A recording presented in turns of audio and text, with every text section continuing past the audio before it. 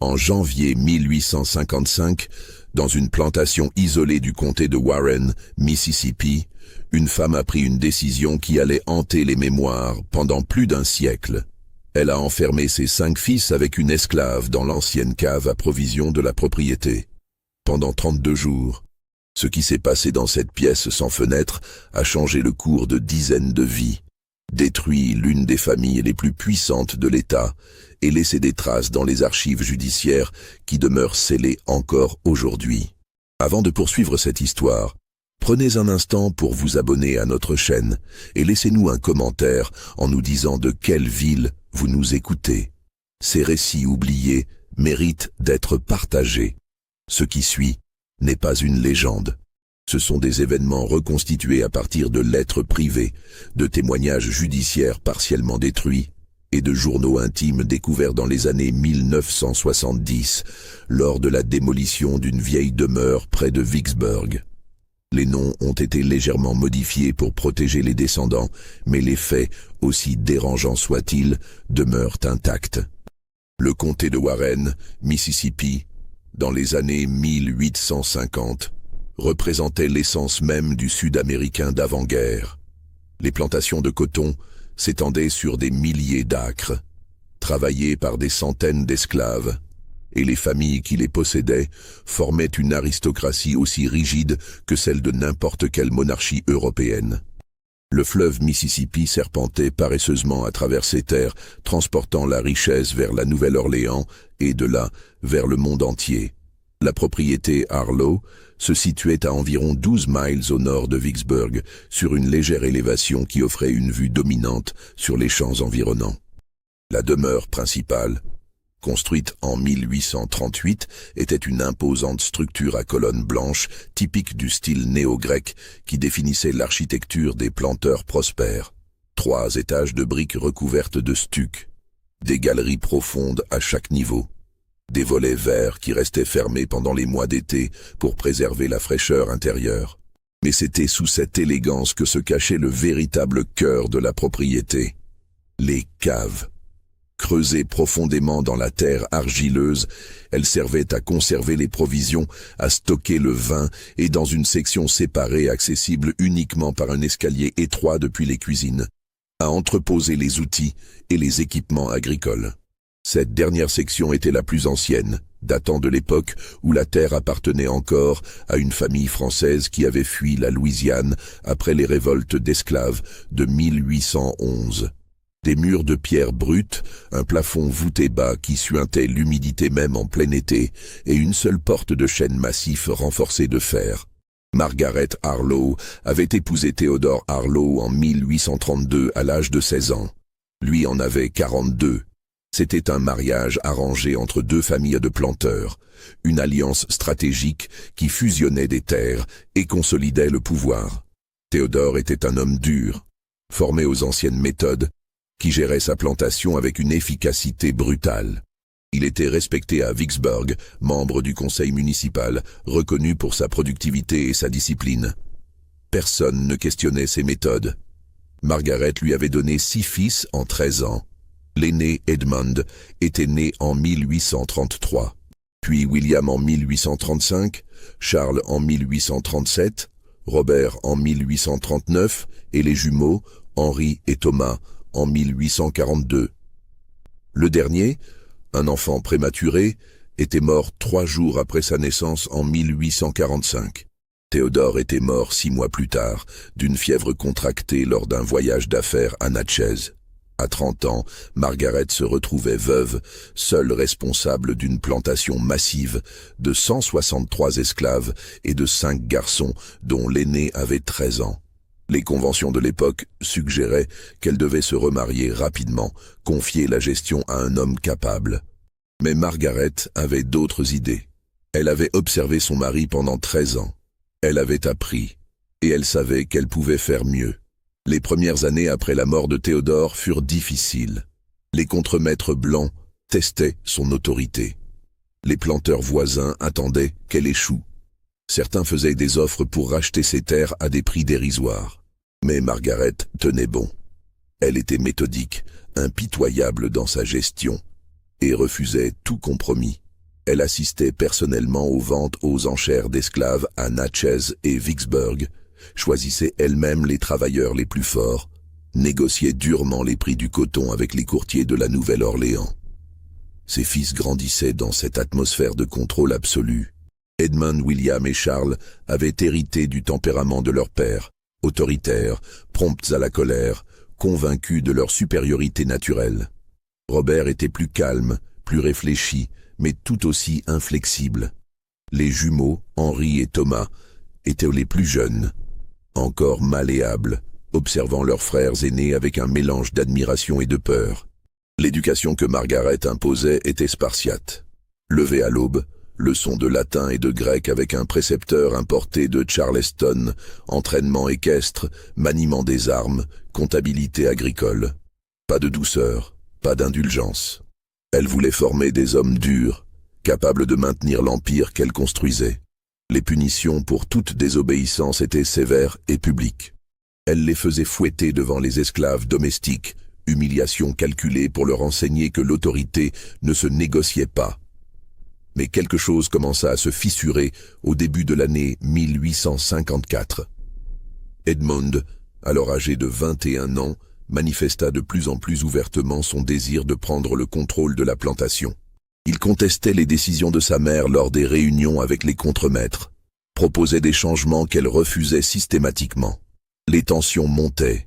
William et Charles se rangeaient naturellement aux côtés de leur frère aîné. Robert observait, silencieux, mais Margaret sentait qu'elle perdait progressivement sa mainmise sur ses fils. L'incident qui déclencha tout se produisit le 23 décembre 1854, 2 jours avant Noël. Une esclave nommée Sarah travaillait dans la demeure principale depuis son achat en 1849. Elle avait été achetée jeune, à 15 ans, lors d'une vente aux enchères à Natchez, pour servir comme femme de chambre personnelle de Margaret. Sarah était d'une beauté remarquable, des traits délicats, une intelligence vive que Margaret avait rapidement identifiée et exploitée. Elle l'avait formée aux tâches domestiques les plus délicates. Entretien des vêtements précieux, coiffure, préparation des bains, service lors des réceptions. Mais Sarah possédait quelque chose de plus dangereux que sa beauté ou son intelligence. Elle savait lire. C'était un secret soigneusement gardé, un crime passible de châtiments sévères dans tout le Sud. Sarah avait appris enfant, enseignée en cachette par la fille d'un missionnaire abolitionniste avant d'être vendue. Elle ne l'avait jamais révélé, consciente du danger mortel que cela représentait. Le 23 décembre, Margaret découvrit Sarah dans son bureau privé, au 2e étage de la demeure. La porte était entr'ouverte. Sarah était debout devant le secrétaire en acajou, tenant entre ses mains le registre personnel de Margaret, celui où elle consignait non pas les comptes de la plantation, mais ses pensées les plus intimes, ses craintes, ses observations sur ses fils, ses stratégies pour maintenir son contrôle. Le journal était ouvert à une page datée du 15 décembre. Margaret y avait écrit son inquiétude grandissante face à la rébellion larvée de ses fils, sa conviction qu'Edmund complotait pour la faire déclarer incompétente et prendre le contrôle légal de la propriété. Elle y décrivait ses fils avec une froideur clinique, analysant leurs faiblesses, leurs ambitions, leurs jalousies mutuelles qu'elle entretenait délibérément pour les maintenir divisés. Sarah leva les yeux. Un instant de silence électrique. Margaret comprit immédiatement tout ce que cela signifiait. Cet esclave savait lire. Cet esclave avait lu ses pensées les plus secrètes. Cet esclave connaissait maintenant ses vulnérabilités, ses peurs, la fragilité de son empire. La réaction de Margaret fut glaciale. Pas de cris, pas de violence immédiate. Elle referma simplement la porte derrière elle, tourna la clé dans la serrure et s'approcha lentement de Sarah. Sa voix, lorsqu'elle parla, était calme, presque douce. « Depuis combien de temps sais-tu lire » Sarah ne répondit pas. Elle tenait toujours le journal, les mains tremblantes. « Depuis combien de temps entres-tu ici et lis-tu mes affaires personnelles » Toujours pas de réponse. Margaret lui prit le journal des mains, le referma avec soin et le replaça dans le tiroir qu'elle verrouilla. Puis, Elle se tourna vers Sarah. « Tu comprends ce que tu as fait? Tu comprends ce que cela signifie ?» Sarah hocha la tête, les larmes commençant à couler sur ses joues. Elle savait parfaitement ce qui l'attendait. La loi du Mississippi autorisait les châtiments les plus sévères pour un esclave surpris en train de lire. La mutilation, la vente immédiate vers les plantations de sucre de Louisiane où l'espérance de vie se comptait en années. La mort. Mais Margaret ne fit rien de tout cela. Elle appela simplement 2 servantes de confiance et fit enfermer Sarah dans une petite chambre au 3e étage, celle qui servait autrefois de nursery. Une pièce sans issue, avec une seule fenêtre étroite donnant sur l'arrière de la propriété. Elle y resta pendant les jours qui suivirent, recevant de la nourriture et de l'eau, mais sans contact avec quiconque. Margaret passait son temps à réfléchir. Le problème de Sarah était symptomatique d'un problème plus vaste. Ses fils devenaient incontrôlables. Edmund avait ouvertement défié son autorité lors du dîner de Noël, déclarant devant toute la famille qu'il était temps que les hommes reprennent le contrôle de ce qui leur appartenait. William et Charles avaient approuvé. Robert était resté silencieux, mais son silence était éloquent. Même les jumeaux, à 13 ans, commençaient à adopter l'arrogance de leurs frères aînés. Margaret comprit qu'elle devait agir de manière radicale. Elle devait briser cette rébellion avant qu'elle ne devienne irréversible. Et Sarah, cette esclave qui avait violé l'ordre le plus sacré, allait devenir l'instrument de cette leçon. Le plan que Margaret élabora pendant ces jours était d'une logique implacable et terrifiante. Elle avait observé comment ses fils traitaient les esclaves, avec cette violence gratuite, cette cruauté nonchalante qui caractérisait tant de jeunes planteurs. Elle avait vu Edmund fouetter un serviteur jusqu'à l'évanouissement pour avoir renversé du vin sur sa chemise. Elle avait entendu William et Charles rire en forçant un jeune esclave à se battre contre un autre pour leur divertissement. Elle savait que Robert, malgré son calme apparent, était peut-être le plus dangereux, car sa cruauté était méthodique, calculée, jamais impulsive. Ses fils se comportaient comme des enfants gâtés, jouant avec des jouets. Ils n'avaient aucune compréhension réelle du pouvoir, de la responsabilité, des conséquences. Margaret avait construit cet empire en comprenant que l'autorité absolue nécessitait un contrôle absolu, d'abord sur soi-même, ensuite sur les autres. Ses fils n'avaient que la brutalité, pas la discipline. Elle allait leur enseigner les deux. Le matin du 7 janvier 1855, Margaret convoqua ses 5 fils dans le grand salon. Elle leur annonça qu'elle avait découvert une trahison grave. Une esclave avait été surprise en train de lire ses documents personnels, violant ainsi la loi et l'ordre naturel. Cette esclave devait être punie, mais la punition serait également une leçon pour eux. « Vous vous comportez comme si cette propriété vous appartenait déjà », déclara-t-elle d'une voix dure. « Vous croyez savoir ce que signifie commander, contrôler, maintenir l'ordre. Vous ne savez rien. Vous êtes des enfants qui jouent avec des armes que vous ne comprenez pas. » Edmund se leva, furieux, mais Margaret leva la main pour le faire taire. « Vous allez apprendre ce que signifie vraiment le pouvoir. Vous allez apprendre ce qu'il coûte. Vous allez apprendre que chaque décision a des conséquences et que ces conséquences doivent être assumées entièrement. » Elle leur expliqua alors son plan.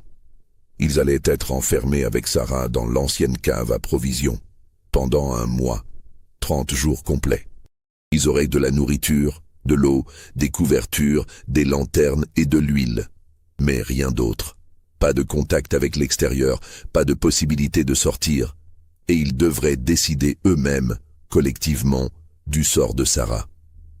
Vous voulez le pouvoir? Vous voulez commander? Alors montrez-moi que vous pouvez prendre une décision difficile ensemble. Montrez-moi que vous pouvez maintenir l'ordre parmi vous. Montrez-moi que vous êtes capable de plus que de la violence stupide et de la rébellion infantile. Le silence qui suivit était épais, incrédule. Edmund fut le premier à retrouver sa voix. « Vous êtes devenue folle. Vous ne pouvez pas faire cela. » Margaret sourit, un sourire froid et terrible. « Je peux faire exactement ce que je veux. Cette propriété m'appartient. Vous êtes mes fils, mineurs selon la loi. Et si vous refusez, je vous déshérite tous les 5 et vends cette terre demain. » Elle n'était pas en train de bluffer. Il le savait. Margaret Harlow ne bluffait jamais. L'enfermement commença l'après-midi même. Margaret avait tout préparé méthodiquement. La cave avait été nettoyée, équipée de 6 paillasses avec des couvertures, de cruches d'eau alignées contre le mur, de caisses contenant du pain, de la viande salée, des fruits secs, des biscuits. 2 lanternes à huile avec des réserves suffisantes pour éclairer modérément pendant 30 jours. Un seau hygiénique dans un coin. Pas de livres, pas de cartes, pas de distraction. Juste 4 murs de pierre, un plafond bas et voûté et une porte qu'on allait verrouiller de l'extérieur. Les 5 frères furent conduits en premier, accompagnés par 4 contremaîtres armés que Margaret avait mis dans la confidence. Edmund protestait violemment, menaçant, jurant qu'il y aurait des conséquences. William et Charles étaient sous le choc, silencieux. Robert observait sa mère avec une expression indéchiffrable. Les jumeaux, Henri et Thomas, étaient terrifiés, trop jeunes pour vraiment comprendre ce qui se passait. Puis Sarah fut amenée. Elle marchait avec dignité, malgré la peur visible dans ses yeux. Elle savait qu'elle allait être enfermée avec 5 hommes, qui avaient toutes les raisons de lui en vouloir, qui avaient été élevés à considérer les esclaves comme moins qu'humains, qui avaient maintenant 1 mois entier pour décider de son sort. Margaret s'adressa une dernière fois à ses fils avant de fermer la porte. « Dans 30 jours, je reviendrai. Vous me direz alors ce que vous avez décidé concernant cet esclave, et vous m'expliquerez comment vous avez pris cette décision. Si vous avez appris quelque chose, nous en reparlerons. Si vous n'avez rien appris, vous ne méritez pas l'héritage que je vous prépare. » La porte se referma. Le bruit de la clé tournant dans la serrure résonna dans le silence soudain. Puis, le son de la barre de fer qu'on glissait dans les supports pour renforcer la fermeture. Puis plus rien. Margaret remonta à la surface, les mains tremblantes qu'elle ne laissa voir à personne. Elle avait conscience de l'énormité de ce qu'elle venait de faire, mais elle était convaincue de sa nécessité. Ses fils devaient être brisés avant de pouvoir être reconstruits. Ils devaient comprendre que l'autorité n'était pas un jeu, que le pouvoir avait un prix, que les décisions difficiles devaient être prises avec mesure et responsabilité. Si cette histoire vous fait frissonner, prenez un instant pour liker cette vidéo et laissez un commentaire sur ce que vous pensez qu'il s'est passé dans cette cave. Votre engagement nous aide à partager ces récits oubliés. Les premières heures dans la cave furent marquées par le choc et l'incompréhension. Edmund fulminait, frappant contre la porte, hurlant qu'on allait les libérer, que c'était illégal, inhumain. William et Charles l'accompagnaient dans sa rage. Robert s'était assis sur l'une des paillasses, observant en silence. Les jumeaux s'étaient recroquevillés ensemble dans un coin, terrorisés. Sarah restait debout près du mur opposé, aussi loin que possible des 5 frères. Elle ne disait rien. Elle attendait. Quand Edmund épuisa sa rage contre la porte, il se tourna vers Sarah. La colère dans ses yeux était pure et brûlante. « C'est de ta faute. Tout cela est de ta faute. » Il s'avança vers elle, mais Robert se leva et se plaça entre eux. « Réfléchis, Edmund. Réfléchis à ce que Mère a dit. Me dire de réfléchir. Elle nous a enfermés comme des animaux avec cette... Précisément. Pourquoi? Pourquoi nous enfermer avec elle? Qu'est-ce qu'elle attend de nous? » Edmund se figea. La question était pertinente. Margaret ne faisait jamais rien sans raison. Chaque action avait un but. Quel était le but ici? Les jours qui suivirent révélèrent la dynamique complexe qui se développait dans ce confinement. L'espace était suffisamment grand pour que 6 personnes puissent coexister physiquement, mais psychologiquement. C'était une prison oppressante. Pas de lumière naturelle. Aucune indication du passage du temps, sauf l'épuisement progressif des lanternes qu'il fallait rationner. L'air était vicié, chargé de l'humidité suintant des murs de pierre. Les odeurs corporelles devenaient rapidement insupportables. Edmund tenta d'établir son autorité dès le départ. Il distribua les rations, assigna les paillasses, établit des règles arbitraires. William et Charles le suivaient sans question. Mais Robert résistait subtilement, questionnant chaque décision, proposant des alternatives. Les jumeaux oscillaient entre les deux camps, perdus, effrayés. Sarah était traitée comme un fantôme. On lui donnait à manger en dernier. On lui parlait uniquement pour lui donner des ordres, mais elle ne protestait jamais, ne se plaignait jamais. Elle acceptait tout avec une dignité silencieuse qui commençait à perturber certains des frères. La première semaine fut la plus difficile. Les corps devaient s'adapter à l'absence de lumière naturelle, au confinement constant, à la proximité forcée. Les tensions éclataient régulièrement. Edmund et Robert se disputaient de plus en plus ouvertement sur la manière de gérer les ressources. Charles développa une toux persistante due à l'humidité. Henri fit un cauchemar si violent une nuit qu'il réveilla tout le monde en hurlant. Mais c'était Sarah qui posait le plus grand problème psychologique. Sa présence constante, silencieuse, dignifiée, forçait les frères à une confrontation qu'ils n'avaient jamais eu à affronter auparavant. Ils avaient toujours traité les esclaves comme des objets, des outils. Mais ici, dans ce confinement, Sarah devenait impossible à ignorer comme un simple objet. Elle respirait, mangeait, dormait, existait avec une présence indéniable. Robert fut le premier à la défendre ouvertement. Cela se produisit le 11e jour. Edmund avait décidé de réduire encore plus la portion de Sarah, sous prétexte qu'elle ne méritait pas autant que les fils Harlow. Robert s'opposa. « Non, nous partageons également. Tu plaisantes? C'est une esclave. C'est elle qui nous a mis ici. Elle mange comme nous tous. Elle a besoin de force comme nous tous.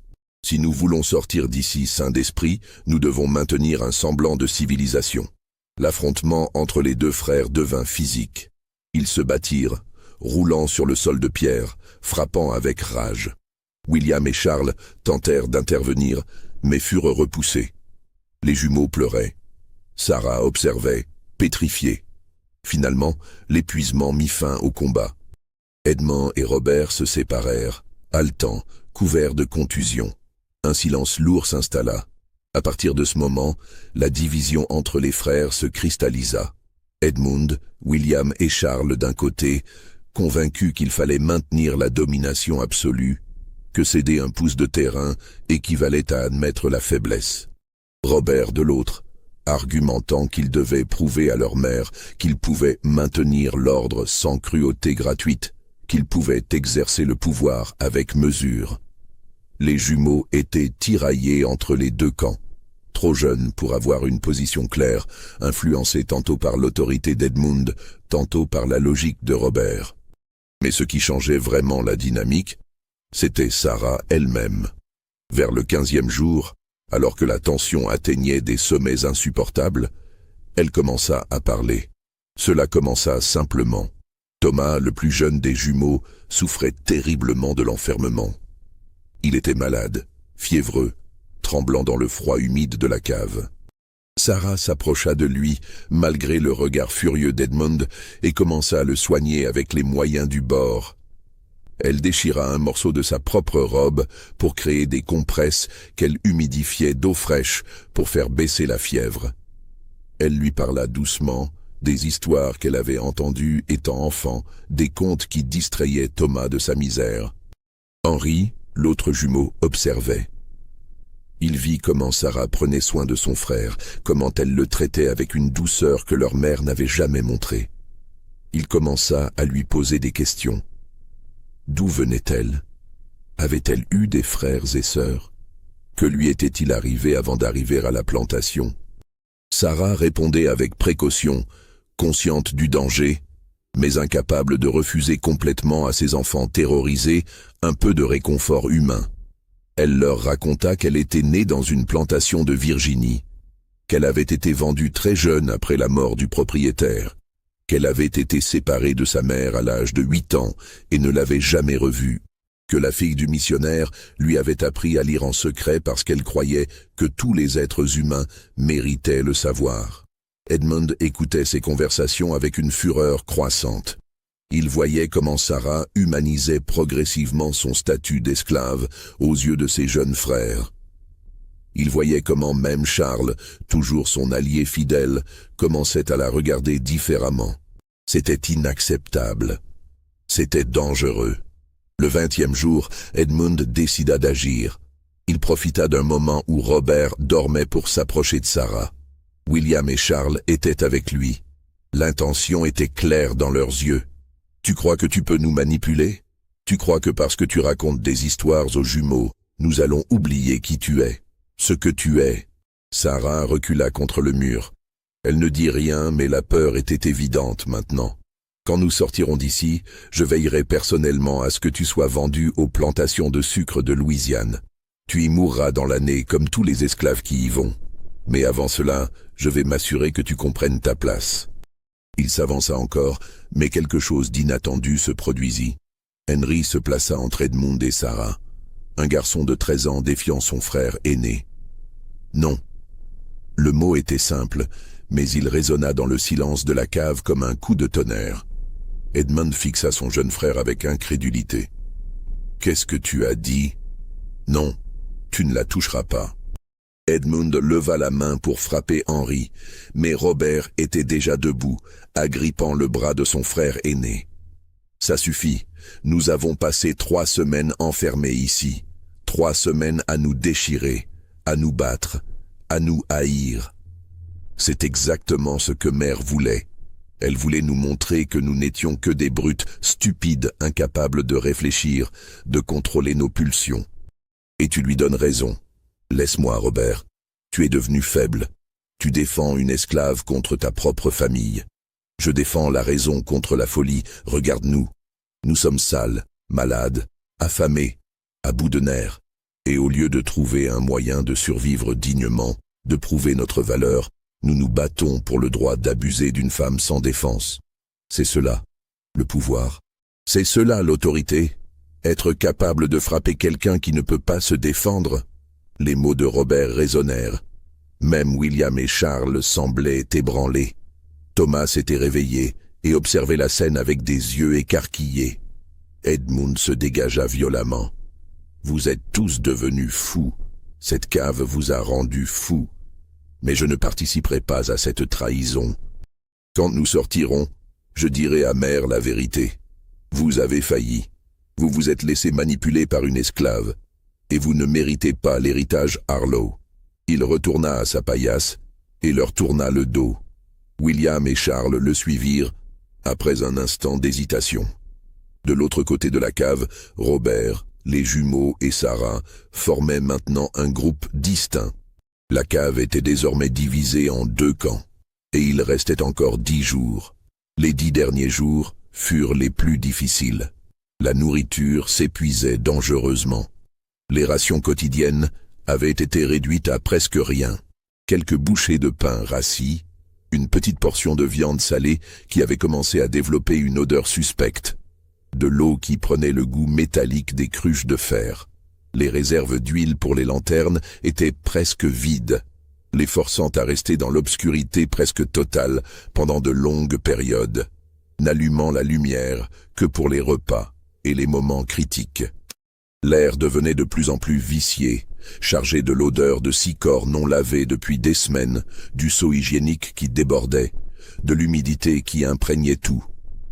Les murs suintaient constamment, créant des flaques d'eau stagnantes sur le sol de pierre. Les couvertures étaient trempées, glacées, impossibles à sécher. Plusieurs d'entre eux développèrent une toux persistante qui résonnait dans l'espace confiné comme un présage sinistre. Mais c'était l'effondrement psychologique qui était le plus terrifiant à observer. L'isolement, le confinement, l'absence totale de repères temporels naturels créait une désorientation profonde. Combien d'heures passaient-elles? Était-ce le matin ou la nuit? Combien de jours restait-il? Le temps devenait élastique, distordu, parfois s'étirant interminablement, parfois semblant s'effondrer en un instant. Edmund sombrait dans une obsession paranoïaque qui devenait de plus en plus inquiétante. Il passait des heures assis dans le coin le plus éloigné, murmurant pour lui-même, traçant des plans dans la poussière avec ses doigts. Ses yeux, quand la lumière les attrapait, avaient pris une qualité vitrée, absente. Il était convaincu que Robert complotait pour prendre le contrôle de la plantation avec l'aide de Sarah, que cette conspiration remontait à bien avant l'enfermement, que même leur mère était peut-être complice. « Ils veulent me détruire », répétait-il à William et Charles. « Ils veulent me faire passer pour fou afin que je sois déshérité. Tu ne vois pas? Tout cela était prévu. Mère nous a enfermés pour que Robert puisse me briser, pour qu'il puisse prendre ma place comme héritier. Et cette esclave, cette Sarah, elle est leur instrument. » William et Charles étaient de plus en plus mal à l'aise avec ces divagations. Ils voyaient leur frère aîné se désintégrer mentalement sous leurs yeux. William, qui avait toujours été le plus loyal à Edmund, commença à questionner en privé si leur frère n'était pas réellement en train de perdre la raison. Charles développait des cauchemars terribles dont il se réveillait en hurlant, des visions de murs qui se refermaient, de plafonds qui s'effondraient, d'être enterrés vivants. De leur côté, Robert et les jumeaux avaient développé une relation étrange et profonde avec Sarah. Dans l'obscurité presque constante des derniers jours, ils parlaient pendant des heures. Sarah leur racontait des histoires de sa vie avant la plantation Harlow, des fragments de mémoire qu'elle avait longtemps gardés enfouis. Elle leur parla de sa mère, une femme douce qui chantait en travaillant dans les champs de tabac de Virginie, de son père, qu'elle n'avait connu que quelques années avant qu'il soit vendu vers le sud, de ses deux jeunes sœurs, dont elle avait été séparée lors de la vente aux enchères, qui avaient dispersé leur famille après la mort du propriétaire. « J'avais 8 ans, racontait-elle d'une voix basse mais ferme. On nous a alignés sur l'estrade.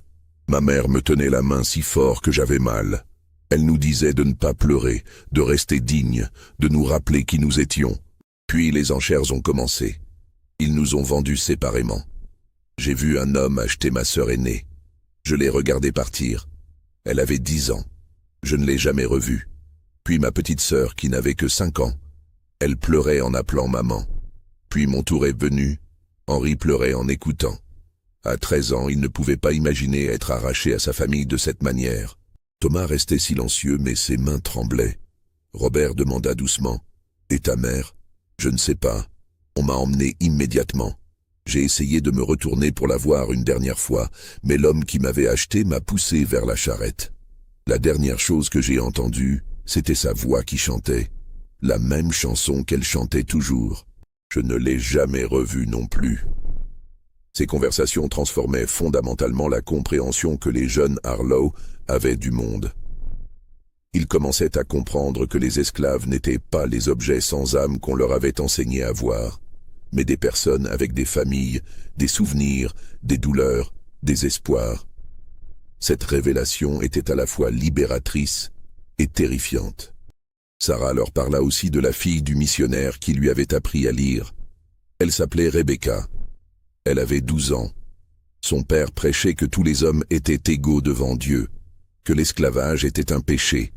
Les autres blancs le détestaient. Une nuit, des hommes ont brûlé leur maison.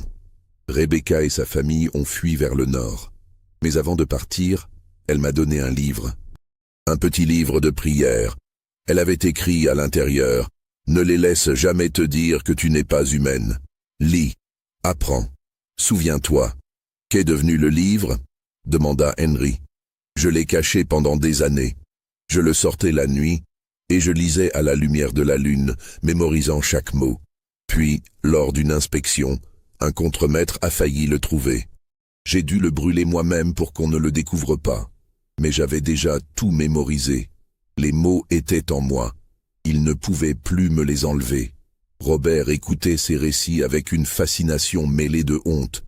Il comprenait maintenant ce que sa mère avait voulu leur enseigner. Pas simplement le contrôle, mais la responsabilité morale. Le pouvoir sans conscience n'était que tyrannie aveugle. Et la tyrannie, comme il le voyait avec Edmund, finissait toujours par dévorer ses propres enfants. Le 26e jour, quelque chose de nouveau se produisit. Thomas tomba gravement malade. La toux qui l'affligeait depuis plusieurs jours s'aggrava soudainement. Il développa une fièvre intense, son corps brûlant au toucher. Il délirait, appelant sa mère, parlant de choses qui n'avaient aucun sens. Henri était terrifié de voir son jumeau, son autre moitié, glissé vers ce qui ressemblait à la mort. Sarah prit immédiatement les choses en main. Avec les moyens dérisoires dont elle disposait, elle improvisa des soins. Elle utilisa l'eau fraîche des dernières cruches pour créer des compresses qu'elle appliquait constamment sur le front et la poitrine de Thomas. Elle le fit boire régulièrement, de minuscules gorgées qu'il parvenait à peine à avaler.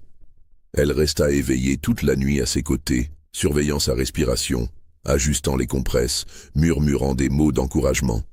Robert observait, fasciné malgré son inquiétude pour son jeune frère. Cette femme, que sa famille traitait comme un animal, démontrait plus d'humanité et de compassion que la plupart des gens libres qu'il connaissait. Elle soignait l'enfant de ceux qui l'avaient réduit en esclavage, qui l'avaient enfermé dans ce cachot, qui avaient tous les droits de la maltraiter. Et elle le faisait avec une douceur, une patience, une détermination qui le bouleversaient. Même Edmund, dans son coin sombre, observait la scène. Quelque chose dans son regard avait changé. Ce n'était plus seulement de la paranoïa ou de la haine. C'était quelque chose de plus complexe, de plus troublant. Peut-être de la confusion, peut-être le début d'une fissure dans la certitude absolue qui l'avait toujours guidé. Pendant 2 jours entiers, l'attention de tous fut centrée sur Thomas. La cave devint presque silencieuse, chacun retenant son souffle, attendant de voir si le jeune garçon survivrait. Les divisions, les conflits, les tensions semblaient soudainement moins importantes face à la possibilité réelle de la mort. Le 28e jour, la fièvre de Thomas commença à baisser. Il ouvrit les yeux, reconnut son frère jumeau, murmura qu'il avait soif. Henri éclata en sanglots de soulagement. Robert serra l'épaule de Sarah dans un geste de gratitude silencieuse. Même William et Charles, qui s'étaient tenus à l'écart, semblaient soulagés. Mais Edmund, lui, était entré dans une nouvelle phase. La maladie de Thomas et les soins de Sarah avaient déclenché quelque chose en lui. Peut-être était-ce la jalousie de voir son autorité complètement éclipsée. Peut-être était-ce la rage de constater que ses jeunes frères respectaient maintenant plus une esclave que leur frère aîné. Ou peut-être était-ce simplement la folie du confinement qui atteignait son paroxysme. Cette nuit-là, le 28e jour, Edmund prit une décision désespérée et terrible. Il attendit que tous soient endormis, ou du moins qu'ils semblent endormis. La cave était plongée dans l'obscurité totale, les lanternes éteintes pour économiser les dernières réserves d'huile. Le seul son était la respiration collective, ponctuée par la toux occasionnelle de Charles et les gémissements étouffés de Thomas dans son sommeil agité. Edmund se leva silencieusement.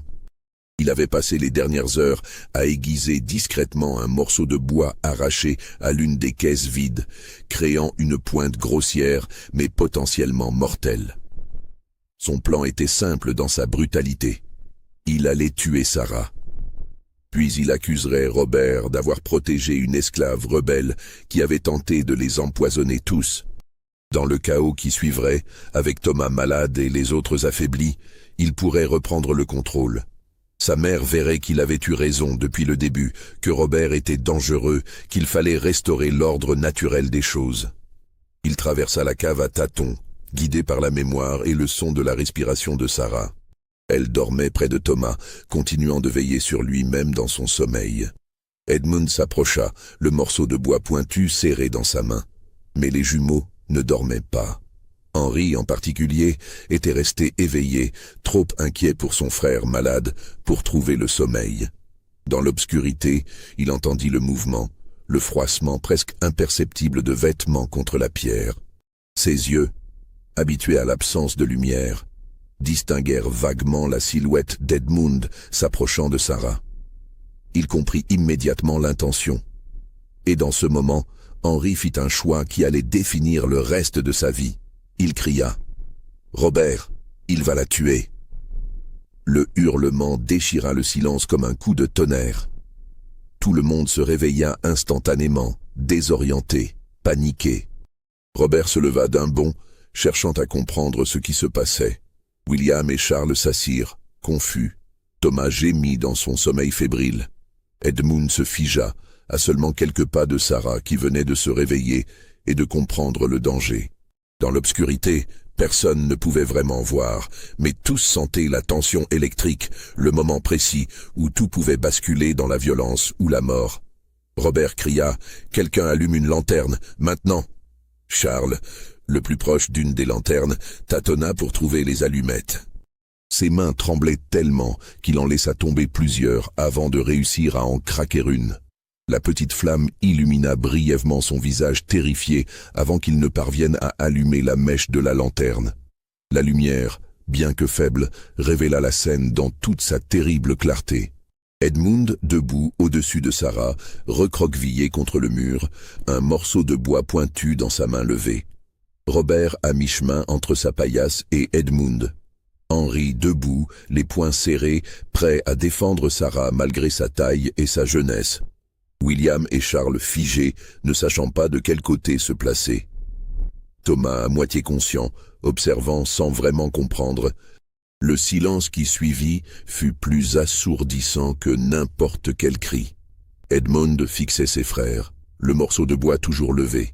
Son visage était méconnaissable, amaigri par les privations, barbu, sale, mais surtout déformé par quelque chose qui ressemblait à de la folie. Ses yeux étaient trop brillants, fiévreux, comme ceux d'un animal acculé. « Elle doit mourir », dit-il d'une voix rauque. « C'est elle qui cause tout cela. Elle vous a tous corrompus. Elle vous a transformés contre moi, contre votre propre famille, contre l'ordre naturel. Si elle meurt, tout redeviendra normal. Vous redeviendrez mes frères. » Robert fit un pas en avant, les mains levées dans un geste d'apaisement.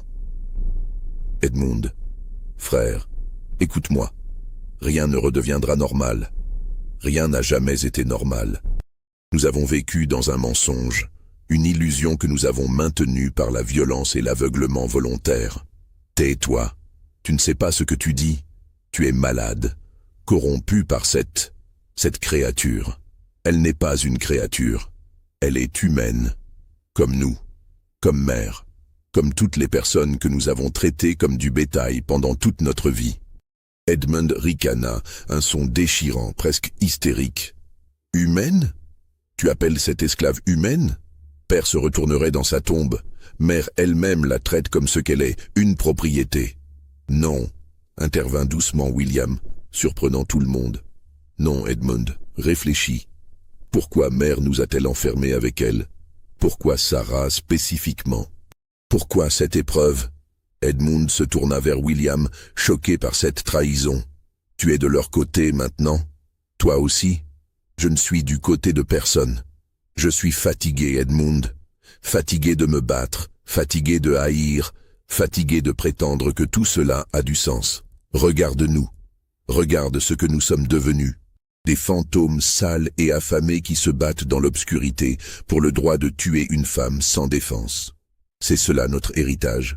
C'est cela, le pouvoir dont nous sommes si fiers. » Charles ajouta, sa voix tremblante. « Thomas a failli mourir, et c'est elle qui l'a sauvé. Pas nous, pas toi, notre grand frère, pas moi qui me prétends fort. Elle, cette femme que tu veux tuer. Elle a veillé sur notre petit frère pendant 2 jours entiers sans dormir. Elle lui a sauvé la vie. » Les mots résonnèrent dans le silence. Edmund vacilla, comme si chaque phrase était un coup physique. Le morceau de bois dans sa main tremblait. « Vous ne comprenez pas. Vous ne voyez pas. C'est exactement ce qu'elle veut. Elle nous manipule. » Henri s'avança, sa jeune voix claire et forte malgré sa peur. « Non, Edmund, c'est toi qui ne vois pas. Tu ne vois pas que nous sommes tous prisonniers ici. Pas seulement de cette cave, mais de tout ce que nous avons appris à croire, tout ce qu'on nous a enseigné à être. Mère nous a enfermés pour nous montrer qui nous sommes vraiment, quand on enlève tout le reste. Et tu sais ce que j'ai vu? J'ai vu une femme courageuse qui refuse de se laisser briser. Et j'ai vu un frère qui perd son humanité parce qu'il ne peut pas accepter qu'il s'est peut-être trompé toute sa vie. Ce fut ce moment, ce défi d'un garçon de 13 ans, qui brisa finalement Edmund. Quelque chose se fractura derrière ses yeux. Il laissa tomber le morceau de bois qui claqua sur le sol de pierre. Puis il s'effondra, tombant à genoux, son corps secoué de sanglots violents. Je ne sais plus qui je suis. Je ne sais plus rien. Ce qui suivit fut chaotique mais moins violent que cela aurait pu l'être. Robert s'approcha d'Edmund, s'agenouilla à côté de lui. Pas pour le réconforter exactement, mais pour s'assurer qu'il n'était plus une menace. William et Charles restèrent en retrait, épuisés par la confrontation, par les semaines de tension, par l'effondrement de toutes leurs certitudes. Henri se tourna vers Sarah, qui était toujours recroquevillée contre le mur, et lui tendit la main pour l'aider à se relever. Elle la prit, tremblante, et se leva avec difficulté. Pendant un long moment, ils restèrent tous ainsi. Edmond effondré au sol, Robert à genoux à côté de lui, William et Charles appuyés contre le mur opposé, Henri tenant la main de Sarah, Thomas observant depuis sa paillasse avec des yeux fiévreux mais conscients. La lanterne projetait des ombres longues et dansantes sur les murs de pierre.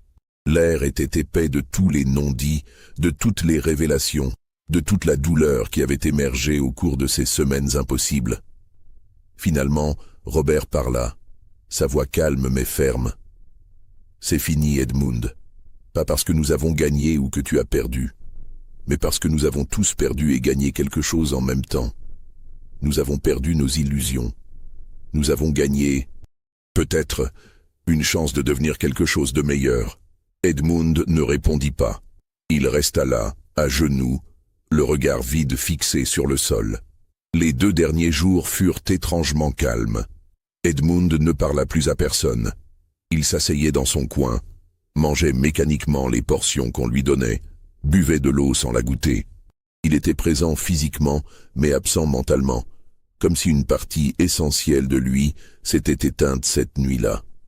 Les autres développèrent une routine fragile. Ils s'occupèrent de Thomas, dont la santé s'améliorait lentement.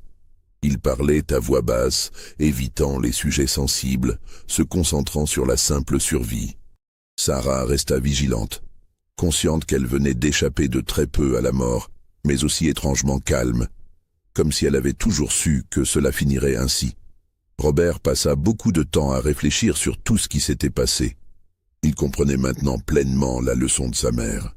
Elle leur avait montré que le pouvoir absolu sans conscience morale menait inévitablement à la destruction. Elle leur avait montré que l'autorité véritable nécessitait plus que de la force. Elle nécessitait sagesse, mesure et la capacité de voir l'humanité même chez ceux qu'on était tenté de considérer comme inférieurs. Le matin du 32e jour arriva enfin. Ils l'attendaient tous avec un mélange d'anticipation désespérée et d'appréhension. Qu'allait-il se passer maintenant? Comment allait-il affronter le monde extérieur après ce qu'ils avaient vécu? Comment allait-il expliquer leur transformation? À l'aube, exactement comme promis, ils entendirent le son de la clé tournant dans la serrure. Le bruit métallique résonna comme un coup de canon dans le silence de la cave, puis la barre de fer qu'on retirait, puis enfin, la porte qui s'ouvrait lentement, révélant un rectangle de lumière si éclatant qu'ils durent tous détourner les yeux, leurs pupilles incapables de s'adapter immédiatement après un mois dans la pénombre. Margaret se tenait au sommet de l'escalier, encadrée par la lumière filtrant des fenêtres de la cuisine.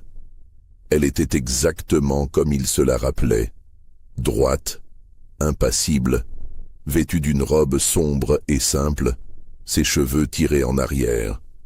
Mais quand ses yeux s'adaptèrent à l'obscurité de la cave et qu'elle vit ses fils, quelque chose passa sur son visage. Une émotion brève, rapidement réprimée mais indéniable. Du choc, peut-être du regret, certainement de la douleur. Ses 5 fils étaient méconnaissables. Sales au-delà de toute description, couverts de crasse accumulée, leurs vêtements déchirés et imprégnés d'odeurs pestilentielles, amaigris au point que leurs os saillaient sous leur peau pâle. Barbus pour les plus âgés, les visages des plus jeunes creusés par les privations. Edmund en particulier semblait avoir vieilli de 10 ans, le regard vide et les mains tremblantes de manière incontrôlable. Thomas était si faible qu'il pouvait à peine se tenir debout. Tous portaient les marques physiques et psychologiques de l'épreuve qu'ils venaient de traverser. Sarah, elle, se tenait légèrement à l'écart. Elle était dans un état similaire, mais elle gardait une dignité remarquable, le dos droit, les yeux clairs malgré l'épuisement évident. Margaret descendit lentement les marches, observant chaque détail. Son regard passa d'un fils à l'autre, s'attardant sur chacun, lisant dans leur posture, leurs expressions, leurs interactions muettes. Elle était une femme qui avait passé sa vie à observer, à analyser, à comprendre les dynamiques de pouvoir. Et ce qu'elle voyait maintenant lui disait tout ce qu'elle devait savoir. « Sortez !» ordonna-t-elle simplement, lentement, un par un. Ils obéirent, émergeant dans la lumière comme des créatures souterraines remontant à la surface. Chaque pas était difficile, leur corps affaibli protestant contre le mouvement après tant de temps dans l'immobilité relative. L'air extérieur, même filtré par les murs de la demeure, semblait incroyablement frais, presque étourdissant après l'atmosphère fétide de la cave. Margaret avait tout préparé avec son efficacité habituelle. Le médecin de la plantation attendait dans le hall, un homme d'âge mûr nommé Dr. Harrison, qui avait l'habitude de soigner aussi bien les planteurs que leurs esclaves. Plusieurs servantes étaient prêtes avec des bains chauds, des vêtements propres, de la nourriture légère. 4 contremaîtres de confiance se tenaient en retrait, prêts à intervenir si nécessaire. Le docteur Harrison examina chacun d'eux méthodiquement. Déshydratation modérée, mais pas critique. Malnutrition légère. Réversible avec un régime approprié. Plusieurs infections cutanées mineures, dues à l'humidité constante. Charles avait développé une infection pulmonaire qui nécessiterait un traitement prolongé. Thomas était le plus gravement atteint, sa fièvre récente ayant laissé son corps dangereusement affaibli. Edmund présentait des signes inquiétants de ce que le médecin appelait pudiquement « épuisement nerveux ». Physiquement, rapporta le docteur Harrison à Margaret, ils se remettront tous. Quelques semaines de repos, de nourriture appropriée, et ils seront guéris. Mais, il hésita, cherchant ses mots avec soin. « Madame Harlow, je dois être franc. Les dommages psychologiques sont considérables, particulièrement chez votre fils aîné. Je recommande fortement du repos, de l'isolement, peut-être même une consultation avec un spécialiste des maladies mentales. » Margaret hocha la tête, son visage impénétrable. « Merci, docteur. Veillez à ce qu'ils reçoivent tous les soins nécessaires. » On installa les 5 frères dans différentes chambres au 2e étage, séparés pour qu'ils puissent se reposer sans l'attention de la présence des autres. On leur apporta des bains chauds, luxe inimaginable après un mois d'immondice. Des repas légers mais nourrissants, du bouillon de poulet, du pain frais avec du beurre, des fruits tendres. Rien de trop lourd pour leurs estomacs affaiblis. Sarah fut conduite dans une petite chambre au 3e étage, celle-là même où Margaret l'avait enfermée après l'avoir découverte lisant son journal. On lui donna également un bain, des vêtements propres, de la nourriture. Mais 2 des servantes les plus fiables de Margaret restèrent avec elle en permanence. Non pas comme gardienne brutale, mais comme surveillante discrète. Margaret n'était pas encore prête à prendre de décision finale concernant Sarah. Pendant 3 jours, Margaret laissa ses fils se reposer et récupérer. Elle ne leur posa aucune question, ne fit aucun commentaire. Elle les fit simplement soigner, nourrir, dormir. Elle observait de loin, notant chaque détail de leur comportement, de leurs interactions lors des brefs moments où ils se croisaient dans les couloirs. Edmund refusa de quitter sa chambre. Il restait assis près de la fenêtre, fixant les champs de coton sans vraiment les voir. Il refusait de parler aux serviteurs, mangeait à peine, dormait par intermittence. Le docteur Harrison revenait quotidiennement pour l'examiner, de plus en plus inquiet. William et Charles, eux, reprenaient lentement leurs forces. Ils mangeaient avec appétit, dormaient profondément, mais quelque chose avait changé fondamentalement en eux. Ils étaient plus calmes, plus réfléchis, moins prompts à l'arrogance qui les caractérisait auparavant. Ils parlaient peu, même entre eux, comme si les mots leur manquaient pour exprimer ce qu'ils avaient vécu. Robert passait beaucoup de temps seul, marchant dans les jardins de la propriété, respirant l'air libre, réhabituant son corps au mouvement et à l'espace. Mais son esprit était constamment en mouvement, analysant, comprenant, planifiant. Il savait que sa vie venait de changer irréversiblement. Il ne pouvait plus jamais revenir à ce qu'il était avant. La question était, que deviendrait-il maintenant? Les jumeaux, Henri et Thomas, étaient les plus résilients malgré leur jeune âge. Thomas récupérait rapidement de sa maladie grâce aux soins attentifs du médecin. Henri était plus pensif qu'auparavant, passant des heures à lire ou simplement à réfléchir. Ils parlaient souvent ensemble, partageant leurs pensées sur l'expérience qu'ils venaient de vivre, essayant de lui donner un sens. Le 4e jour, Margaret convoqua Edmund dans son bureau. Il vint finalement, traînant les pieds, le regard toujours vide. Elle l'observa s'asseoir en face d'elle, notant les tremblements de ses mains, la pâleur maladive de son teint, l'absence complète de la fierté arrogante qui le caractérisait autrefois. « Parle-moi de ces 32 jours, » dit-elle simplement. Edmund resta silencieux pendant un long moment. Puis, d'une voix rauque et hésitante, il commença à parler. Non pas un récit cohérent, mais des fragments désordonnés, des images qui le hantaient, des moments qui se répétaient encore et encore dans son esprit. La descente dans la cave, l'obscurité, la faim, la folie qui s'installait progressivement, la conviction que tous complotaient contre lui, la nuit où il avait voulu tuer Sarah. L'effondrement final. Margaret écouta sans l'interrompre. Quand il finit enfin, épuisé par cet effort, elle resta silencieuse pendant plusieurs minutes. « Tu ne peux pas rester ici » dit-elle finalement. « Tu le sais, n'est-ce pas ?» Edmund hocha la tête faiblement. « Cette propriété, cette famille, ce système, tout cela te détruira si tu restes. Tu as besoin de partir, de te reconstruire ailleurs, loin de tout ce qui te rappelle ce que tu étais, ce que tu as failli devenir. Où irai-je? Où tu veux. Je te donnerai suffisamment d'argent pour t'établir dans n'importe quelle ville. Charleston, Philadelphie, même la Californie si tu le souhaites. Un nouveau départ, Edmund, une chance de devenir quelqu'un d'autre. Et si je ne veux pas partir, si je veux rester et me battre pour ce qui me revient de droit ?» Margaret le regarda avec une dureté froide. « Tu n'as plus de droit ici. Tu as échoué au test que je t'ai imposé. Tu as prouvé que tu n'es pas capable de diriger, de commander, de maintenir l'ordre avec intelligence et mesure. Tu n'es que violence et faiblesse déguisées en force. Cette plantation mérite mieux. » Les mots frappèrent Edmund comme des coups physiques. Il voulut protester, se défendre, mais il savait qu'elle avait raison. Il avait échoué, complètement et irrémédiablement. « Je partirai », murmura-t-il finalement. Il partit une semaine plus tard, avec une malle de vêtements et suffisamment d'argent pour vivre confortablement pendant plusieurs années s'il était prudent.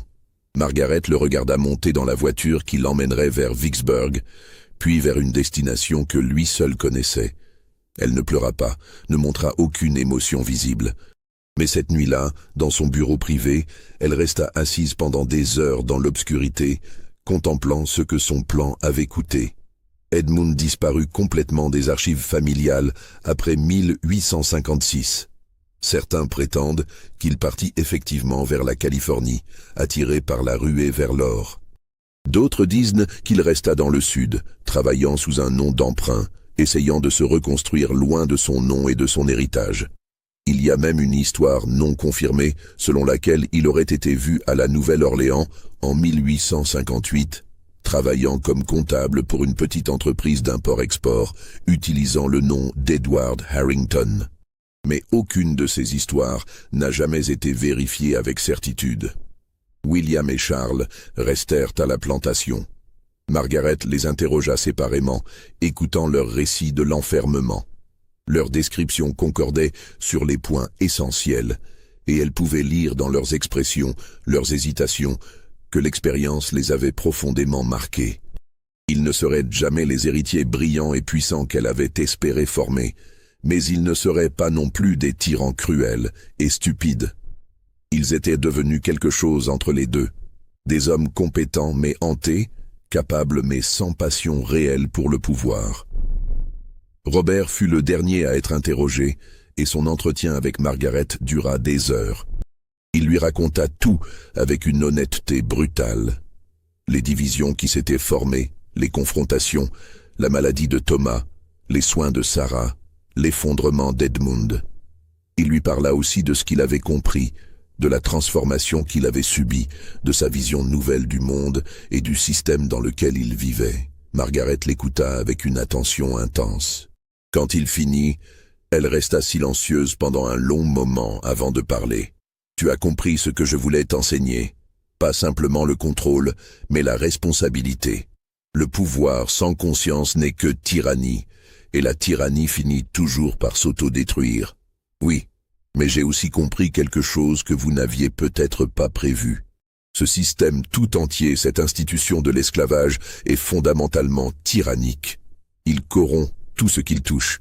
Il transforme des hommes en monstres et des femmes en victimes. Et il ne peut pas être réformé. Il doit être détruit. » Margaret se raidit. « Tu es jeune. Tu vois le monde en termes absolus. Quand tu seras plus âgé, tu comprendras les nuances, les compromis nécessaires. » « Non, mère. J'ai passé 32 jours enfermé avec une femme qui nous a tous considérés comme des êtres humains, malgré tout ce que nous lui avions fait, tout ce que notre famille représentait. Elle nous a traités avec plus de dignité et d'humanité que nous ne l'avons jamais traité. Et cela m'a montré que le problème n'est pas dans les individus, mais dans le système lui-même. » Margaret ne répondit pas. Elle savait qu'argumenter serait inutile. Robert avait pris une direction qu'elle ne pourrait pas changer. Tout ce qu'elle pouvait faire était de s'assurer qu'il aurait les ressources et l'éducation nécessaires pour suivre ce chemin de la manière la plus intelligente possible. Les jumeaux furent les derniers interrogés. Ils racontèrent leur expérience avec une franchise touchante, décrivant leur peur, leur confusion, mais aussi ce qu'ils avaient appris.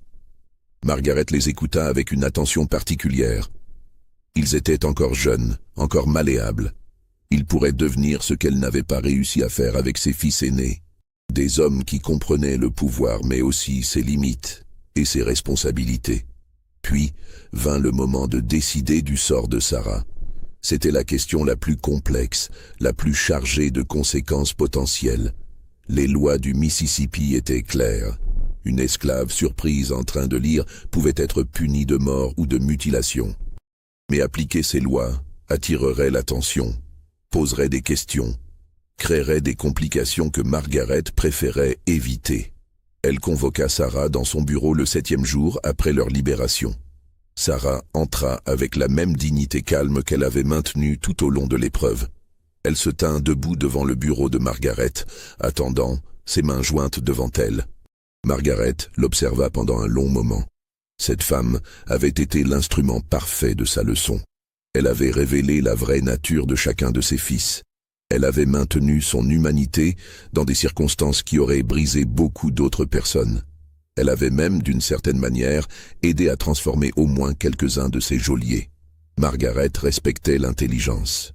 Elle respectait la force de caractère. Et Sarah possédait les deux en abondance. « Tu sais lire », dit Margaret simplement. Ce n'était pas une question. « Oui, madame. Tu savais que c'était interdit. Tu savais ce qui t'arriverait si tu étais découverte. »« Oui, madame.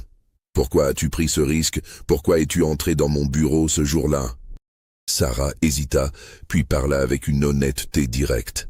« Je ne sais pas exactement, madame. Peut-être que j'étais fatiguée de prétendre, de me cacher. Peut-être que je voulais comprendre qui vous étiez vraiment, au-delà de ce que vous montriez au monde. Peut-être que je cherchais quelque chose. De la compréhension peut-être. De la connexion humaine dans un monde qui nous traite comme des objets. » Margaret hocha lentement la tête. « Tu aurais pu mourir dans cette cave. Mes fils auraient eu tous les droits de te tuer. Personne n'aurait posé de questions. Je sais, mais tu as survécu. Plus que cela, tu as maintenu ta dignité, ton humanité. Tu as soigné Thomas quand il était malade. Tu as traité mes fils avec plus de compassion qu'ils ne le méritaient. Pourquoi ?» Sarah réfléchit à la question avec soin avant de répondre. « Parce que la haine détruit celui qui la porte autant que celui qui en est la cible. Parce que même dans le pire système, même face aux pires circonstances, nous pouvons choisir comment nous nous comportons. Nous ne pouvons pas toujours contrôler ce qui nous arrive, mais nous pouvons contrôler qui nous sommes face à l'adversité. Les mots résonnèrent dans le silence du bureau. Margaret sentit quelque chose se déplacer en elle, une reconnaissance de vérité qu'elle avait longtemps refusé d'admettre complètement. Elle ouvrit un tiroir de son bureau et en sortit plusieurs documents qu'elle avait préparés. Des papiers d'affranchissement, rédigés légalement, prêts à être signés et notariés. Une lettre de recommandation sous un nom d'emprunt. Une bourse contenant suffisamment d'argent pour permettre à Sarah de voyager vers le nord et de s'établir quelque part, en sécurité. « Tu es libre », dit Margaret simplement. « Légalement, complètement. Ces papiers en attestent. L'argent devrait suffire pour plusieurs mois si tu es prudente. La lettre te donnera une identité alternative qui t'aidera à trouver du travail une fois arrivée dans un état libre. » Sarah fixa les documents avec incrédulité. Pendant un long moment, elle ne dit rien, comme si elle avait peur que les mots brisent l'illusion. « Pourquoi ?» murmura-t-elle finalement. « Pourquoi faites-vous cela ?» Margaret sourit, un sourire froid mais pas cruel. « Parce que tu m'as servi à enseigner une leçon à mes fils. Parce que tu as survécu à une épreuve qui aurait détruit beaucoup d'autres. Et parce que, d'une manière que je ne peux pas complètement expliquer, je te respecte. Prends ces papiers, pars vers le nord, construis une vie, et n'oublie jamais ce que tu as vécu ici. » Sarah prit les documents avec des mains tremblantes. Des larmes coulaient sur ses joues, mais elle souriait. « Je n'oublierai jamais, madame, ni le mal ni le bien. Tout fait partie de qui je suis maintenant. » Elle partit 2 jours plus tard, à l'aube, dans une voiture discrète qui l'emmena jusqu'à Memphis. De là, elle prit un bateau vers le nord, vers Cincinnati, puis Philadelphie. Les papiers de Margaret ouvrirent des portes, la protégèrent des chasseurs d'esclaves, lui permirent de commencer une nouvelle vie. Si cette histoire vous a captivé jusqu'au bout, prenez un instant pour laisser un commentaire avec vos réflexions. Pensez-vous que tout cela soit vraiment arrivé ? Abonnez-vous pour découvrir d'autres récits oubliés de l'histoire et partagez cette vidéo avec ceux qui aiment les mystères sombres du passé. Les mois et les années qui suivirent virent la famille Harlow se transformer irréversiblement. William et Charles géraient la plantation avec leur mère, mais sans enthousiasme. Ils faisaient ce qui était nécessaire, maintenaient la productivité, mais leur cœur n'y était plus. Quand la guerre civile éclata en 1861, ils s'engagèrent presque avec soulagement, cherchant peut-être une forme d'expiation, ou simplement une échappatoire à la vie qu'ils avaient toujours connue.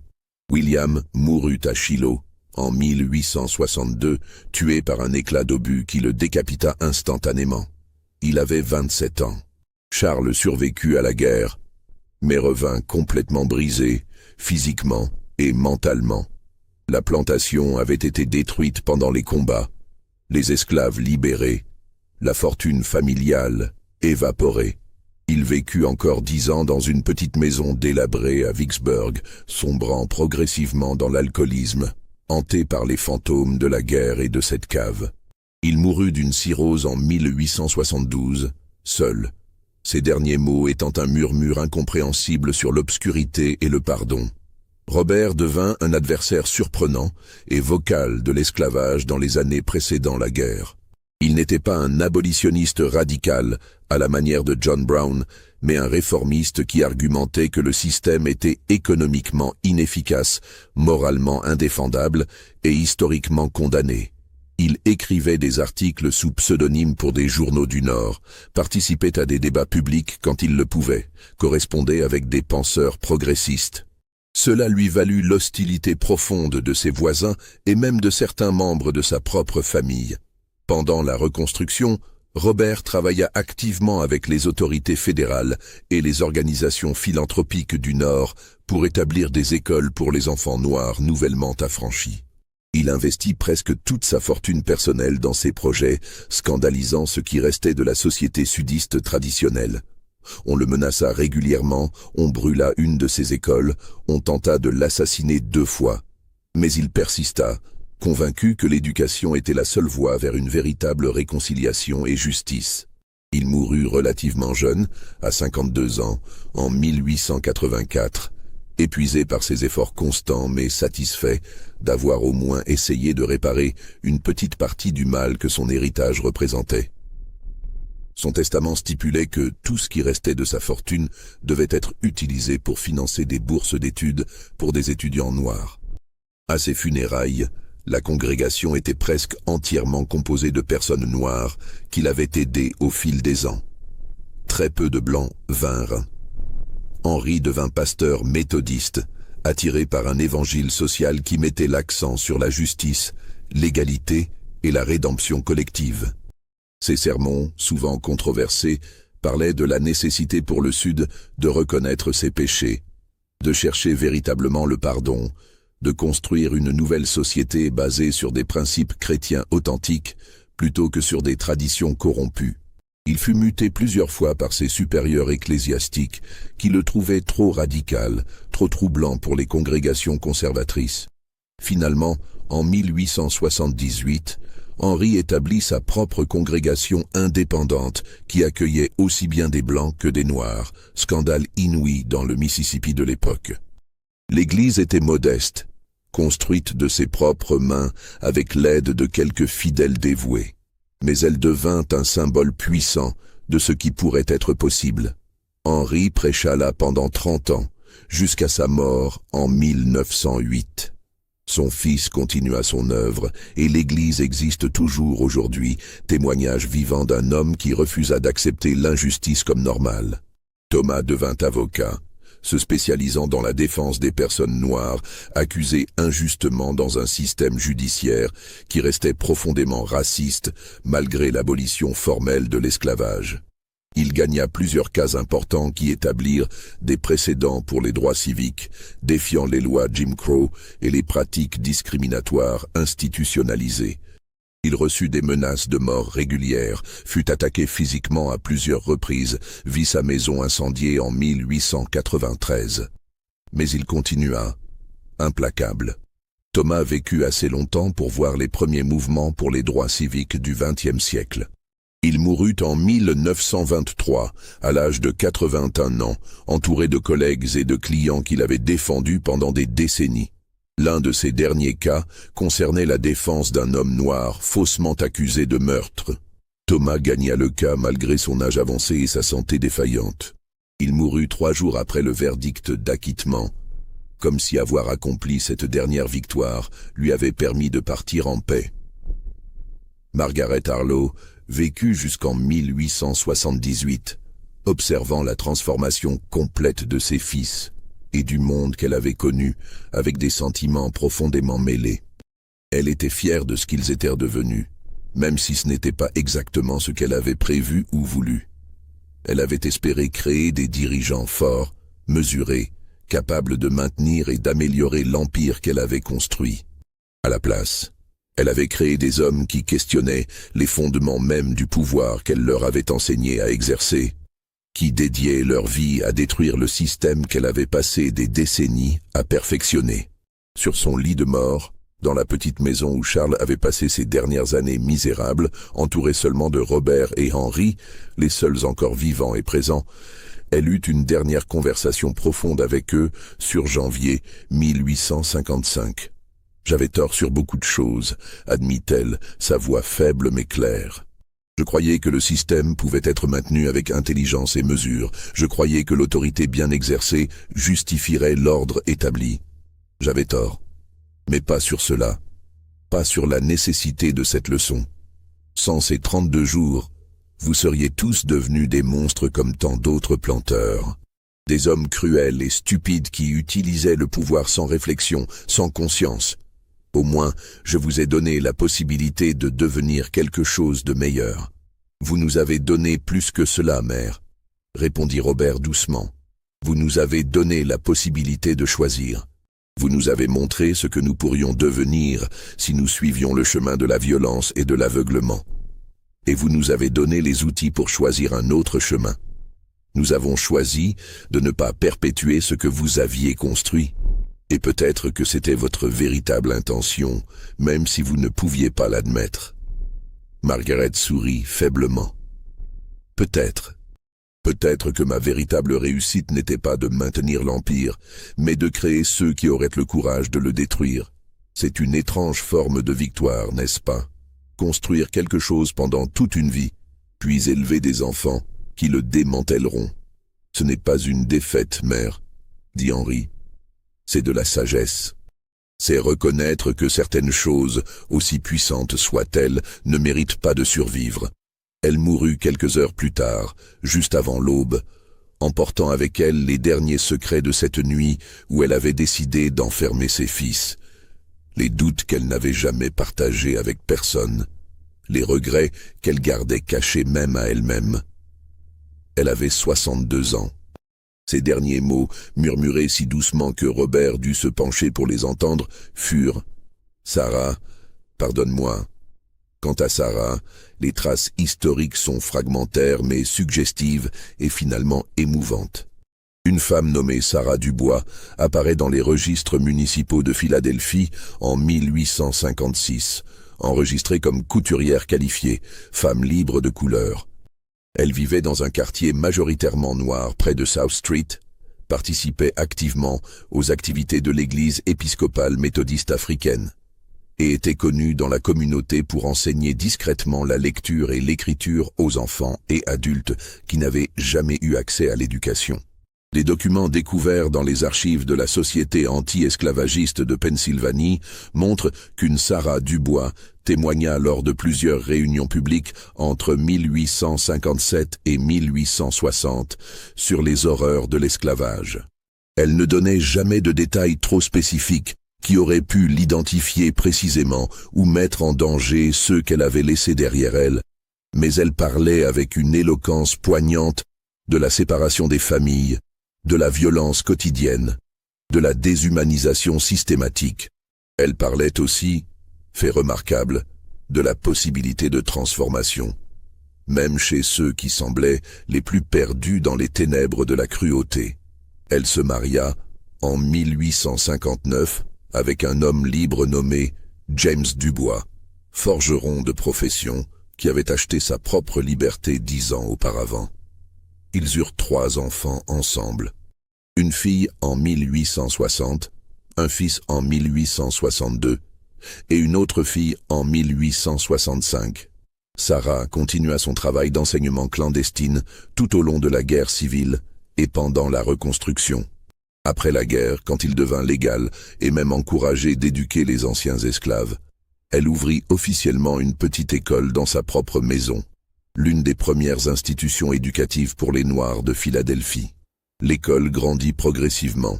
En 1870, avec l'aide financière de philanthropes du Nord, elle put déménager dans un bâtiment plus grand. En 1880, l'école Sarah Dubois enseignait à plus de 100 élèves, enfants et adultes. Sarah elle-même enseignait jusqu'à un âge très avancé, ne prenant sa retraite qu'en 1895, à l'âge de 61 ans. Elle mourut 2 ans plus tard, en 1897, à l'âge de 63 ans, entourée de ses enfants, petits-enfants et de dizaines d'anciens élèves qui étaient venus lui rendre hommage. Parmi ses effets personnels, ses descendants trouvèrent un petit journal intime, rédigé pendant des années dans une écriture soignée et élégante, où elle racontait sa vie depuis son enfance en Virginie jusqu'à ses derniers jours à Philadelphie. Les pages couvrant janvier 1855 étaient les plus détaillées, les plus émotionnelles, remplies d'une écriture qui variait entre le calme et le tremblant, entre la réflexion posée et l'émotion brute. Elle y décrivait la peur, bien sûr, la terreur constante de ces 32 jours, mais aussi les moments surprenants de connexion humaine, la transformation graduelle qu'elle avait observée chez certains des jeunes hommes, particulièrement Robert et les jumeaux. Elle décrivait comment Henri lui avait tenu la main quand elle avait peur, comment Thomas lui avait souri faiblement quand sa fièvre avait baissé, comment Robert s'était interposé entre elle et la violence encore et encore. Elle écrivait aussi sur Edmund, avec une compassion étonnante pour quelqu'un qui avait tenté de la tuer. Il était le plus perdu d'entre eux, écrivait-elle. Enfermé dans sa propre prison bien avant d'entrer dans la cave. Je ne sais pas ce qu'il est devenu, s'il a trouvé la paix ou s'il est mort dans l'amertume. Je prie pour lui parfois. Non pas parce qu'il le mérite nécessairement, mais parce que la prière est autant pour celui qui prie que pour celui pour qui on prie. Dans une des dernières entrées de son journal, écrite quelques mois avant sa mort, elle réfléchissait sur le sens de son expérience. Je ne sais pas pourquoi j'ai survécu quand tant d'autres n'ont pas eu cette chance. Des millions de mes frères et sœurs sont morts dans les chaînes, sans jamais connaître la liberté, sans jamais voir leurs enfants grandir libres. Peut-être n'y a-t-il pas de raison. Peut-être était-ce simplement le hasard, les circonstances, le moment précis dans l'histoire où je me trouvais. Mais je choisis de croire que ma survie avait un but. Enseigner, témoigner, montrer qu'il est possible de maintenir son humanité même dans les circonstances les plus inhumaines. Et surtout, montrer que le changement est possible, même chez ceux qui semblent les plus perdus. J'ai vu des hommes qui auraient pu devenir des monstres choisir un autre chemin. J'ai vu la compassion émerger de la cruauté. J'ai vu l'humanité survivre quand tout conspirait à la détruire. Si mon histoire peut donner de l'espoir à ne serait-ce qu'une personne, si elle peut montrer que même dans les ténèbres les plus profondes, la lumière peut persister, alors ces 32 jours auront eu un sens. Alors ma vie aura eu un sens. Le journal de Sarah fut préservé pieusement par sa famille pendant des générations et finalement donné aux archives historiques de Pennsylvanie dans les années 1950. Il reste là aujourd'hui, catalogué et préservé, un témoignage puissant d'une vie extraordinaire vécue dans des temps extraordinaires. Les historiens qui l'ont étudié sont unanimes. C'est l'un des témoignages les plus éloquents et les plus profonds de l'expérience de l'esclavage et de la liberté qui ait été préservée. L'histoire de janvier 1855 continue de résonner à travers les générations. Elle a été étudiée par des historiens spécialisés dans l'esclavage américain, analysée par des psychologues intéressés par les dynamiques de pouvoir extrême et la transformation sous stress, discutée par des éthiciens explorant les limites de l'autorité parentale et de la coercition morale. Elle a inspiré des thèses, des articles académiques, des débats passionnés. Certains y voient un exemple de cruauté maternelle poussée à l'extrême, un abus de pouvoir indéfendable malgré ses intentions supposées. D'autres y voient une tentative désespérée d'une femme en avance sur son temps de sauver ses fils d'eux-mêmes, de les forcer à confronter leurs préjugés et leurs violences avant qu'il ne soit trop tard. La plupart des chercheurs sérieux reconnaissent qu'il s'agit de quelque chose de plus complexe, de plus nuancé, que ne le permettent les catégories simples de bien et de mal. Ce qui est indiscutable, c'est l'impact profond et durable que ces 32 jours eurent sur tous ceux qui les vécurent. Ils transformèrent complètement la trajectoire d'une famille puissante. Ils contribuèrent, d'une manière infime mais réelle, aux changements sociaux qui allaient secouer le Sud dans les décennies suivantes. Ils démontrèrent que même dans le système le plus brutal, même dans les circonstances les plus désespérées, la transformation humaine restait possible. La vieille cave existe toujours, d'une certaine manière. La propriété Harlow fut vendue et revendue plusieurs fois après la guerre. La grande demeure elle-même fut finalement démolie dans les années 1920, ses matériaux récupérés pour construire d'autres bâtiments. Mais les fondations demeurent, et les caves aussi. Cachées sous la végétation qui a envahi les ruines, sous les arbres qui ont poussé à travers les anciens murs, les caves de pierre restent debout, témoins silencieux d'événements que peu connaissent et que moins encore comprennent vraiment. Parfois, des historiens locaux ou des chasseurs de trésors s'y aventurent. Ils trouvent une pièce vide, humide, couverte de mousse, de racines d'arbres, d'années d'abandon. Rien n'indique qu'un événement remarquable s'y soit jamais produit. Pas de plaque commémorative, pas de marqueur historique, juste des murs de pierre qui suintent et un plafond voûté qui s'effrite lentement. Mais si on reste silencieux assez longtemps, si on ferme les yeux et qu'on imagine, on peut presque entendre les échos de ces 32 jours, les disputes, les pleurs, les confessions murmurées dans l'obscurité, le moment où 5 jeunes hommes durent choisir entre devenir des monstres ou essayer d'être humains. Le moment où une femme maintint sa dignité face à ceux qui avaient tous les droits de la détruire. Et quelque part, dans les archives poussiéreuses, dans les journaux intimes oubliés, dans les lettres jaunies et les documents légaux à moitié effacés, l'histoire attend.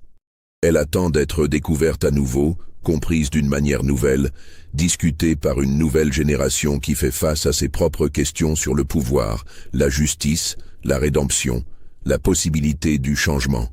Janvier 1855, une cave dans le Mississippi, 6 personnes, 32 jours. Une histoire qui pose des questions éternelles. Jusqu'où peut-on aller pour enseigner une leçon morale? Quand l'enseignement devient-il lui-même une forme de cruauté? Peut-on vraiment transformer quelqu'un par la force, ou la transformation doit-elle venir de l'intérieur? Comment maintenir son humanité quand tout conspire à nous la faire perdre? Et surtout, comment vivons-nous avec les choix que nous faisons dans nos moments les plus sombres? Cela s'est-il réellement passé? Les documents existent, fragmentaires mais suggestifs. Les noms ont été modifiés pour protéger les descendants, les lieux rendus volontairement vagues. Mais quelque chose comme cela aurait certainement pu arriver dans ce Mississippi d'avant la guerre, dans ce monde brutal où le pouvoir absolu créait des situations impossibles. Et c'est peut-être cela, le plus troublant. Pas la certitude, mais la possibilité. La conscience que dans l'histoire humaine, particulièrement dans les périodes sombres comme celle de l'esclavage américain, des choses aussi dérangeantes et complexes que l'enfermement de janvier 1855 ont certainement eu lieu. Peut-être pas exactement comme cela a été raconté ici, mais d'une manière ou d'une autre, quelque part, à quelqu'un. L'histoire officielle oublie souvent ces détails. Elle préfère les grandes batailles, les décisions politiques, les mouvements de masse. Mais la véritable histoire se passe dans les caves obscures, dans les décisions désespérées de femmes et d'hommes ordinaires confrontés à des situations extraordinaires, dans les moments où l'humanité est testée de la manière la plus brutale. À vous de décider ce que vous croyez. À vous de réfléchir sur ce que cette histoire, vraie ou construite, nous dit sur nous-mêmes, sur notre passé, sur les choix que nous faisons face au pouvoir et à l'injustice. Une chose est certaine, les échos de janvier 1855 résonnent encore, dans chaque lutte pour la justice, dans chaque moment où quelqu'un choisit l'humanité plutôt que la cruauté, dans chaque tentative de transformer le mal en bien, l'oppression en liberté, la haine en compréhension. Les murs de pierre se souviennent, et nous devons nous souvenir aussi.